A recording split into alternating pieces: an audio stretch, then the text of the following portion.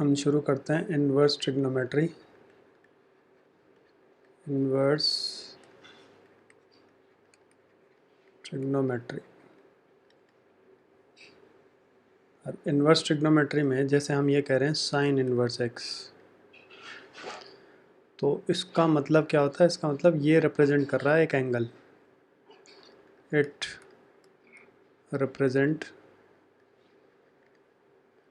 An angle. ठीक है, पहली बात साइन हो गया, कॉस हो गया, ये सब एक एंगल रिप्रेजेंट कर रहे हैं।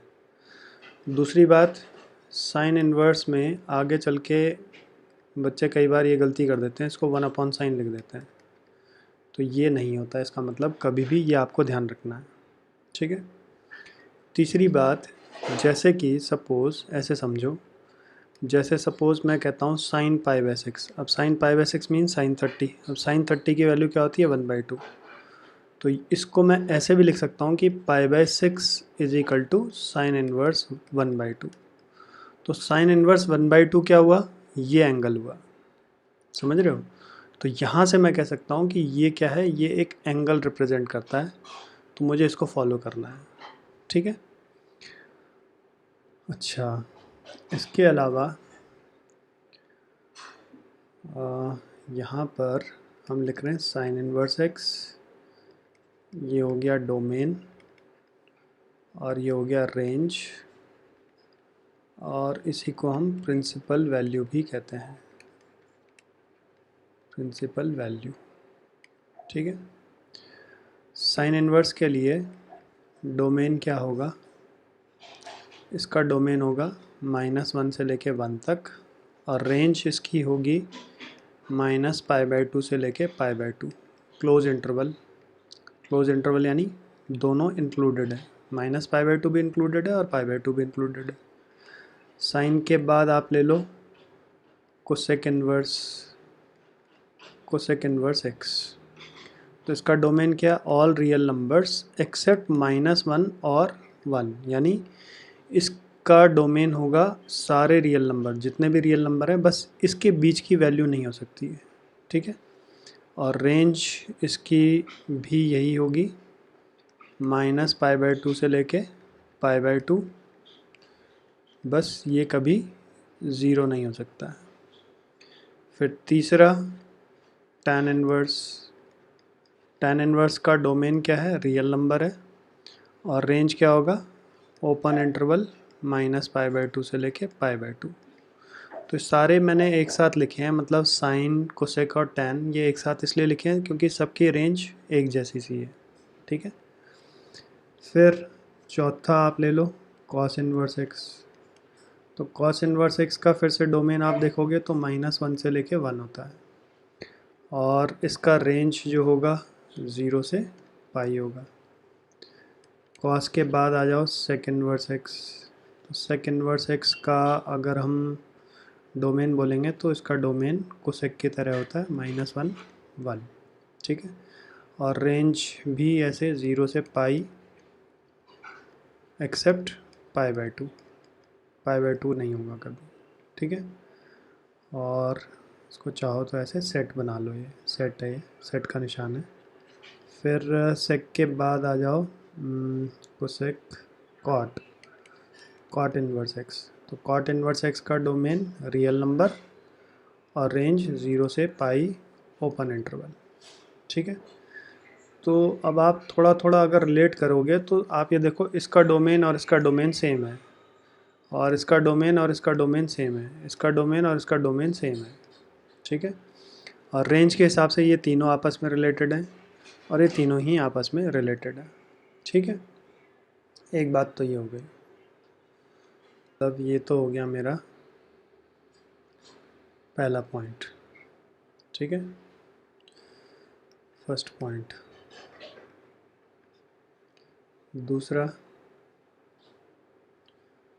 दूसरा है, अगर साइन इन्वर्स -x है तो इसमें माइनस बाहर आ जाएगा। अगर tan इन्वर्स -x है तो इसमें भी माइनस बाहर आ जाएगा।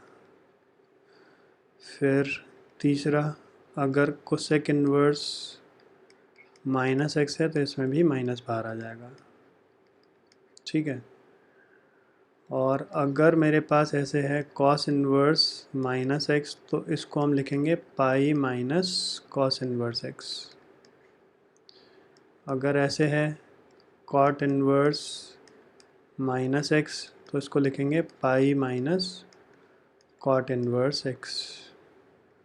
और ऐसे ही अगर सेक है सेक इन्वर्स माइनस एक्स, तो इसको लिखेंगे pi minus sec inverse x. तो लास्ट के तीन एक जैसे हैं, 3, 4 और 4, 5 और 6, और फर्स्ट के 3 एक जैसे हैं।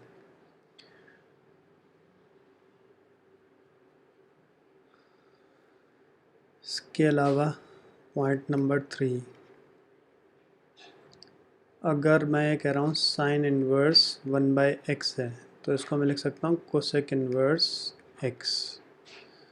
एंड वाइस वर्सा मतलब अगर ऐसे है cosec inverse 1/x is equal to, तो ये हो जाएगा साइन इन्वर्स x। तो वैसे ही है जैसे हम कहते थे कि साइन थीटा क्या होता है 1/कोसेक थीटा, और कोसेक थीटा क्या होता है 1/साइन थीटा। तो उसी तरह से ही है ये। तो दूसरा, और ये ध्यान रखना ये पूरा एक टर्म है, मतलब ये साइन इन्वर्स 1/x, ये नहीं है कि ये एंगल 1/x कोई एंगल नहीं है, मैं फिर से बोल रहा हूँ, ये पूरा ही एक एंगल है। और फिर अगर ऐसे ही बोल दिया कॉस इन्वर्स 1/x, तो ये क्या हो जाएगा, ये हो जाएगा सेक इन्वर्स x। ऐसे ही अगर मैंने बोला सेक इन्वर्स 1/x, तो हो जाएगा कॉस इन्वर्स x। और अगर बोल दिया tan इन्वर्स 1/x, तो ये होगा कॉट इन्वर्स x। और कॉट इन्वर्स 1/x बोल दिया तो ये हो जाएगा tan इन्वर्स x। अब जैसे कुछ क्वेश्चन लेते हैं, मुझे बोला गया है कि find principal value of the following. First sine inverse 1/2, second cosec inverse -√2, third cot inverse -1, and fourth tan inverse √3, fifth cos inverse -√3/2। ठीक है, तो आप क्या करेंगे, जैसे फर्स्ट पार्ट है ये है साइन इन्वर्स 1/2, तो आप सिंपली ये देखो कि साइन की वैल्यू 1/2 कौन से एंगल पे होती है, तो एंगल होता है π/6। तो यही मेरा आंसर है, क्योंकि π/6 मेरे किस में फॉल करता है, -π/2 से π/2 के बीच में, जो कि इसका प्रिंसिपल रेंज है। ठीक है, इसलिए यही मेरा आंसर माना जाएगा। ठीक, सेकंड पार्ट में मेरा क्या है, ये है कोसेक इन्वर्स -√2। तो इसमें आप क्या करो, कोसेक में मैंने बोला माइनस बाहर आ जाता है, तो सबसे पहले माइनस बाहर आ जाएगा, तो ये हो गया कोसेक इन्वर्स √2।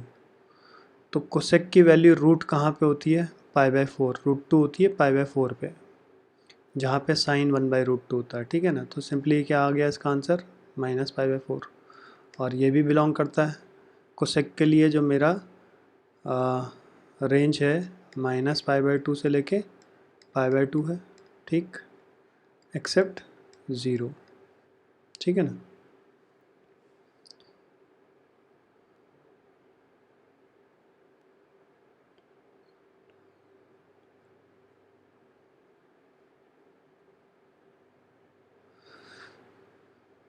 फिर थर्ड पार्ट हम ले लेते हैं। थर्ड पार्ट है कॉट इन्वर्स -1। अब कॉट में क्या होता है, पहले माइनस आप बाहर नहीं लेते, इसको क्या लिखते हैं, पाई माइनस कॉट इन्वर्स 1। ठीक है, अब कॉट की वैल्यू 1 कहाँ पे होती है, π/4 पे, तो पाई माइनस π/4, तो क्या हो गया 3π/4। तो 3π/4 बिलोंग करता है 0 से पाई के बीच में। ठीक है, मतलब जो वैल्यू आएगी वो उसके रेंज में, प्रिंसिपल वैल्यू जो हमने ऊपर बताई है पहली टेबल, उसमें आनी चाहिए। ठीक है ना।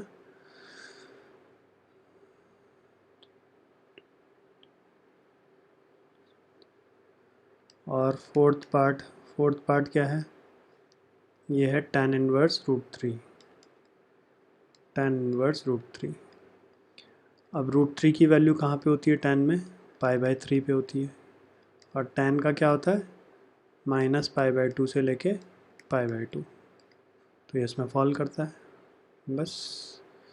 ऐसी cos इनवर्स फिफ्थ है, cos इनवर्स -√3/2। ठीक है, तो माइनस है तो कॉस में क्या बोला, पाई माइनस हो जाएगा, पाई माइनस, पहले ऐसे लिखेंगे कॉस इनवर्स √3/2। अब √3/2 कॉस कहाँ पे होता है, π/6 पे होता है। तो वैल्यू क्या हो जाएगी, 5π/6 हो जाएगी। और 5π/6 0 से पाई के बीच में फॉल करती है। बस यही आंसर है फिर।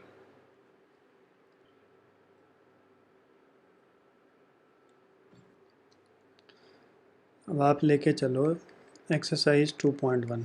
ठीक है, जैसे फर्स्ट क्वेश्चन है, ये बोल रहा है साइन इनवर्स -1/2। तो माइनस है तो पहले माइनस बाहर आ जाएगा, ये हो जाएगा साइन इनवर्स 1/2। और 1/2 कहाँ पे होता है, π/6।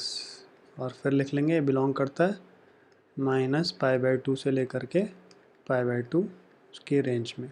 ठीक है, तो वैसे नहीं भी लिखोगे चलेगा, बट ये इंश्योर कर लो कि ये इसमें फॉल करता है कि नहीं करता है। मैं सिर्फ इसलिए बोल रहा हूँ क्योंकि इस बहाने आपको रेंज याद हो जाएगी किसकी क्या है। सेकंड आप खुद ही ट्राई करो। और क्वेश्चन नंबर थर्ड लेते हैं। थर्ड है कोसेक इनवर्स 2। तो कोसेक इनवर्स 2 मतलब इसको आप ये देखो कि साइन की वैल्यू 1/2 कहाँ पे होती है। तो जहाँ पे साइन की 1/2 होगी वहीं पे कोसेक 2 आप देखेंगे तो वैल्यू क्या आएगी, π/6। तो ये आंसर आ गया। Question number 4, tan inverse -√3। तो माइनस बाहर ले आओ तो ऐसे हो जाएगा। अब tan की वैल्यू √3 कहाँ पे होती है, π/3 पे। तो वैल्यू क्या हो जाएगा, -π/3 हो जाएगा। सही है। क्वेश्चन नंबर 5 है cos इनवर्स -1/2। तो माइनस है तो पहले पाई माइनस कॉस इनवर्स 1/2 लिखेंगे। और फिर 1/2 कहाँ पे होता है, π/3 पे होता है। तो वैल्यू क्या हो गई, 2π/3 हो जाएगी। बस ख़त्म। इसके बाद क्वेश्चन नंबर हम 11 ले लेते हैं। 11 है tan इनवर्स 1, ठीक है, plus cos inverse -1/2 plus sine inverse -1/2। तो tan इनवर्स 1, अब tan की वैल्यू 1 कहाँ पे होती है, π/4 सीधा। ठीक है, cos के केस में पहले माइनस है तो पाई माइनस कॉस इनवर्स 1/2 लिख लो। ठीक है, इसमें माइनस बाहर आ जाएगा, साइन इनवर्स 1/2 ऐसे हो जाएगा। तो ये हो गया π/4 प्लस पाई माइनस ये हो गया π/3 माइनस ये हो गया π/6। समझ गए। तो अब ये देखो π/3 का मतलब 60 और π/6 का मतलब क्या हो गया, 30। तो 60 और 30 मिला के तो 90 हो गया। तो π/4 प्लस पाई माइनस π/2 हो जाएगा। तो क्या हो गया, ये π/4 और फिर ये माइनस करेंगे तो π/2। तो एलसीएम ले लो तो ये हो गया 4 और 3π/4 आ गया। तो अब क्वेश्चन नंबर 13 देख लो। 13 में ये कह रहा है कि साइन इनवर्स x, ये y है। तो आप ये देखो कि साइन इनवर्स x की हमने क्या बोली है, principal branch sine inverse x जो है, या रेंज बोलो, साइन इनवर्स x का जो रेंज है वो कहाँ से कहाँ तक है। साइन इनवर्स x है -π/2 से लेके π/2 में। सही है। तो इसका मतलब साइन इनवर्स एक्स किसके इक्वल है, वाई के इक्वल है। तो इसका मतलब वाई मेरा कहाँ से कहाँ तक होगा, -π/2 से लेके π/2 तक। तो कुल मिला के मैं इसको कैसे लिख सकता हूँ कि y मेरा -π/2 से लेकर के π/2 तक है। इसको ऐसे भी लिख सकते हैं, इंटरवल क्लोज इंटरवल है तो ऐसे भी लिख सकते हैं। तो बस यही इसका आंसर है। अब इसके remaining questions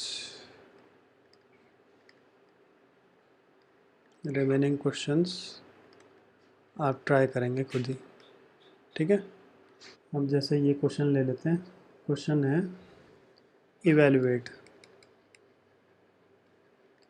evaluate sine inverse फिर कॉस फिर साइन इनवर्स √3/2, ठीक है। इसको मुझे इवेलुएट करना है। तो सबसे पहले आप क्या करो, आप ये देखो जो इसकी वैल्यू है उसकी वैल्यू क्या होगी। √3/2 जो है साइन की वैल्यू कहाँ पर होती है, तो π/3 पे होती है, सिंपली हो गई।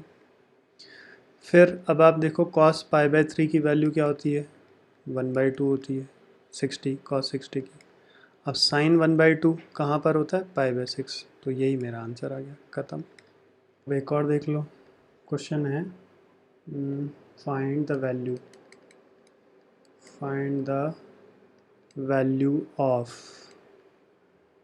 साइन cot इनवर्स cos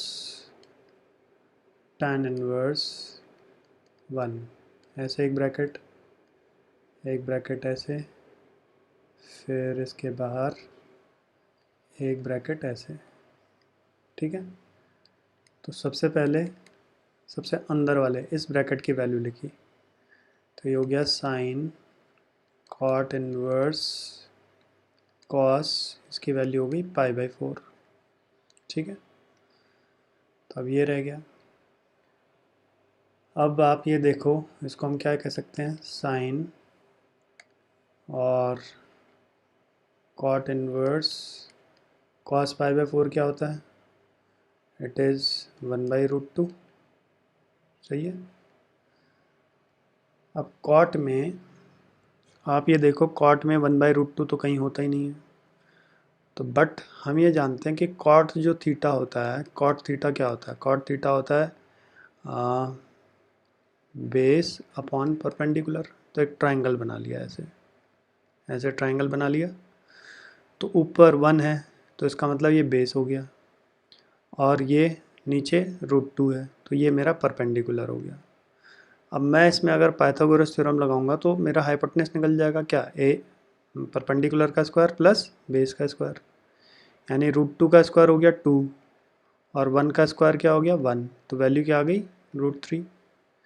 तो अब इसको अगर मैं कॉट इनवर्स को साइन में कन्वर्ट करूँगा तो क्या हो जाएगा, ये हो जाएगा साइन इनवर्स परपेंडिकुलर क्या है, √2 अपॉन हाइपोटेनस क्या है, √3। ऐसे लिख लेंगे हम। अब साइन से साइन हट जाएगा, यानी फाइनली मेरा क्या बना, ये बन गया √2/√3। यही मेरा आंसर है। एक क्वेश्चन और देखते हैं, ये है find value of tan inverse -1/√3 ऐसे, plus cot inverse 1/√3 plus tan inverse sine -π/2, ठीक है। तो आप क्या करो, सिंपल ही है, इसमें पहले माइनस है तो माइनस बाहर आ जाएगा, ऐसे हो गया। और cot की वैल्यू 1/√3 जहाँ पर tan √3 होता है, यानी π/3। tan √3 कहाँ पे होता है, π/3 पे, तो वहीं cot हमारा 1/√3 होता है, प्लस tan इनवर्स साइन 90, क्योंकि माइनस है तो साइन में माइनस बाहर आ जाएगा, तो ये हो जाएगा -1। साइन 90 1 होता है, तो ये हो गया। अब tan में 1/√3 कहाँ पे होता है, π/6 पे, तो ये हो गया π/3। और फिर tan में भी ये माइनस बाहर आ जाएगा, इसको ऐसे लिखेंगे tan इनवर्स 1, तो हो गया -π/6 प्लस π/3 माइनस π/4। तो कितना हो गया ये 60 है, ये 30 है, तो 60 में से 30 माइनस करेंगे तो 30 रह गया, और इसका आप एलसीएम ले लो तो 12 हो गया। तो 2π माइनस 3π, तो कितना हो गया, -π/12। ये मेरा आंसर आ गया। एक क्वेश्चन और देखो, ये है cos इनवर्स -√3/2 ऐसे प्लस π/6, ठीक है। तो आप इसमें क्या करेंगे, ये तो रहेगा कॉस इनवर्स है और वो भी माइनस में है, तो पहले पाई माइनस कॉस इनवर्स √3/2 लिखेंगे पहले तो, और ये π/6 ऐसे ही रहेगा, ठीक है।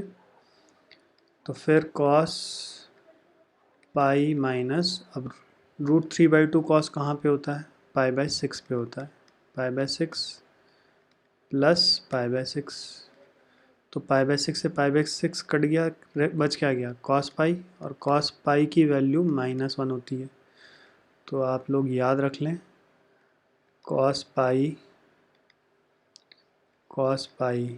-1 होता है, cos 2π 1 होता है, ठीक है। एक बात मतलब ये अक्सर यूज़ होती हैं और बच्चे भूल जाते हैं, sin 3π/2 -1 होता है, और तीसरा cos 3π/2 0 होता है। मतलब cos में कोई भी ऑड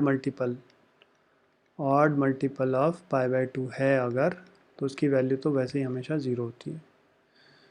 और साइन में कभी भी अगर ऐसे आ रहा है n π, तो इसकी वैल्यू भी 0 होती है। मतलब sin π हो गया, sin 2π हो गया, इन सब की वैल्यू हमेशा, मतलब यहाँ मैंने साइन नहीं लिखा, ऐसे sin 2π हो गया, ठीक है। इन सब की वैल्यू हमेशा 0, sin 3π वगैरह, इन सब की वैल्यू हमेशा 0 होगी। तो इनको लिख लो, एक बार याद कर लो, तो फंसोगे नहीं आगे कभी भी।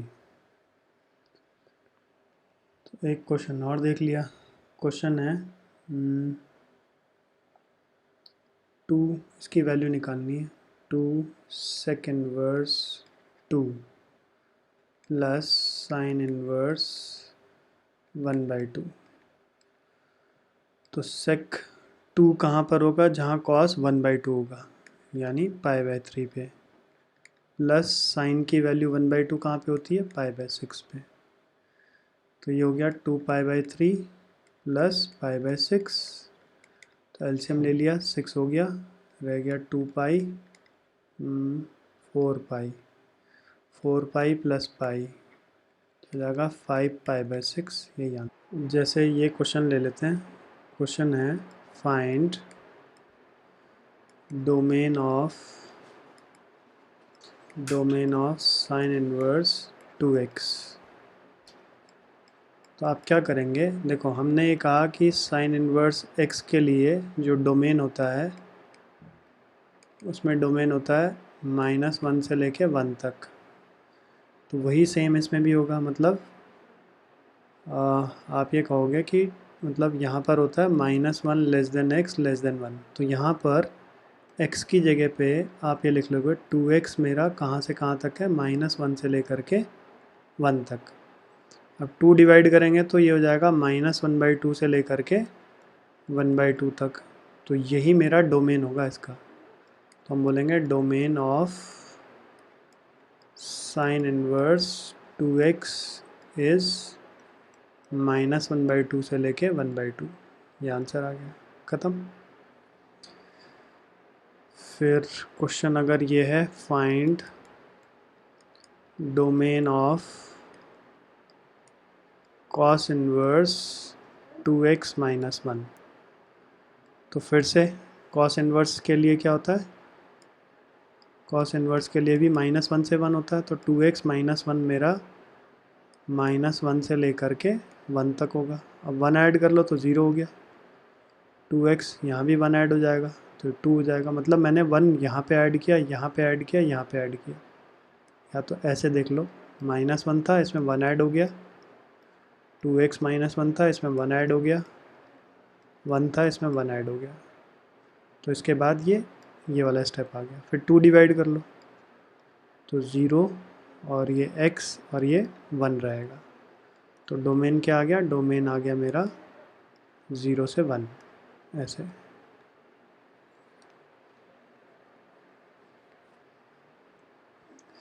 इसके बाद अगर क्वेश्चन ये है, find domain of sine inverse under root x minus 1। तो फिर से देखो, अंडर रूट x माइनस 1 किस किस के बीच में होगा, -1 और 1 के बीच में। अब आप पहले तो ये समझो कि रूट की वैल्यू कभी नेगेटिव नहीं होती, तो हम स्टार्ट 0 से करेंगे। ऐसे हो जाएगा, ऐसे है, ठीक है। कभी भी रूट की वैल्यू रूट ऑफ x है, it will never be less than 0, negative हो ही नहीं सकती। तो इसलिए नेगेटिव वाली टर्म को हमने रेस्ट्रिक्ट कर लिया कहाँ पे, 0 पे। अब स्क्वायरिंग कर लो रूट हटाने के लिए। तो स्क्वायरिंग करेंगे तो यहाँ x माइनस 1 और ये 1 ही रहेगा। अब 1 ऐड कर लो तो 0 + 1 less than x less than 1 + 1। तो क्या हो गया, 1 less than x less than 2। तो डोमेन क्या हो गया मेरा, डोमेन हो गया 1 से लेकर 2 तक। ये आंसर है।